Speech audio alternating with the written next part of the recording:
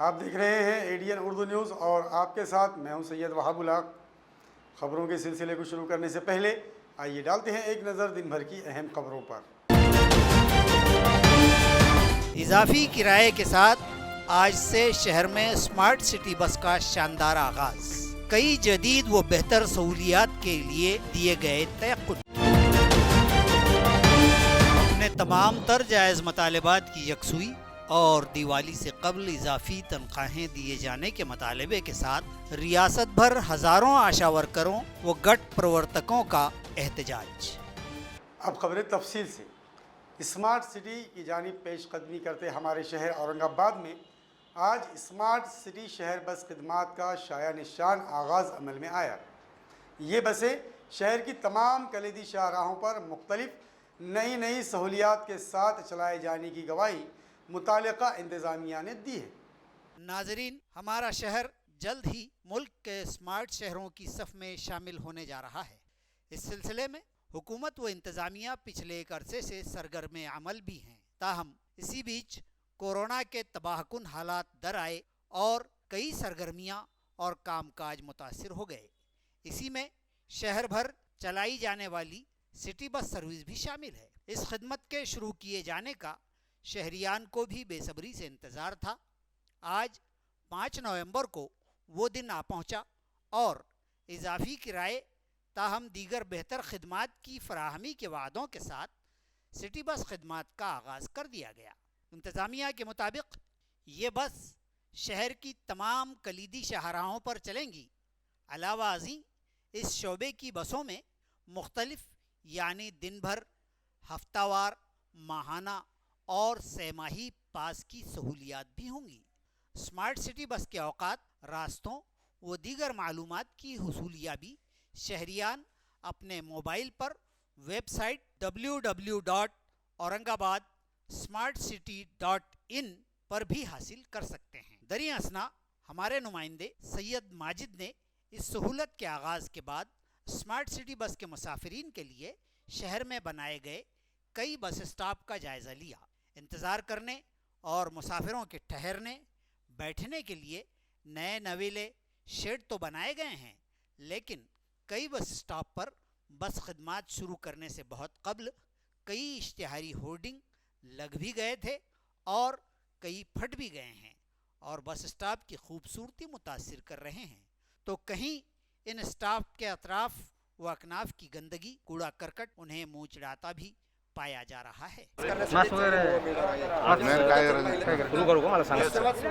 आजपासून आपली औरंगाबाद सिटीची शहर बस जी सुरू होत आहे आणि प्रवाशांसाठी एकदम आम्ही नवीन प्रकारच्या सुविधा काढलेल्या आहे। प्रवाशांनी याचा लाभ घ्यावा आणि दुसऱ्या वाहनांनी प्रवास न करता तुम्ही सिटीपासून जर प्रवास केला त्याच्यामध्ये तुम्हाला सेफ्टी आहे, इन्शुरन्स वगैरे आहे आणि आजपासून तुम्ही त्याचा लाभ घ्यावा अशी आमच्याकडून इच्छा आहे। कुठे जाऊ लागले? सिडको महानगरी एक।